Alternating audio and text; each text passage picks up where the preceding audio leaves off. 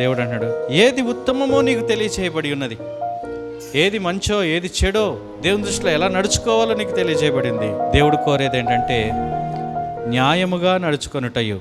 ఎందుకంటే మనం అనేక సార్లు న్యాయాన్ని తప్పి నడుచుకునేటువంటి పరిస్థితులు మనకు ఎదురవుతూ ఉంటాయి ఈ లోకంలో. చక్కగా స్నానం చేసుకొని శుభ్రమైన బట్టలు కట్టుకొని మంచిగా రెడీ అయ్యే బయటికి వెళ్తాం మనం, కానీ ఊరంతా తిరిగి వచ్చేసరికి మనం స్నానం చేసినప్పుడు కూడా మన మీద దుమ్ము పడుతూ ఉంటుంది, మనకు మురికి అంటుతూ ఉంటుంది.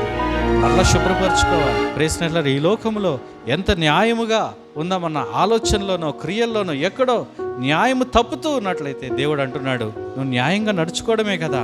ఎప్పటికప్పటికే మన హృదయాల్లో ఆ యొక్క ప్రేరేపణ, నేను దేవుని బిడ్డను, ఇదిగో మరి నేను అన్యాయానికి దూరంగా ఉండాలి అనేటువంటి ఆలోచనలతోనే మన హృదయాలు నింపబడి ఉండాలి. ప్రేక్షకులారా, న్యాయముగా నడుచుకొనుటయు, ఇంకా కనికరమును ప్రేమించుటయు, దీన మనసు కలిగి దేవుని ఎదుట ప్రవర్తించడం. ఇంతే కదా దేవుడు నిన్ను అడుగుతున్నది.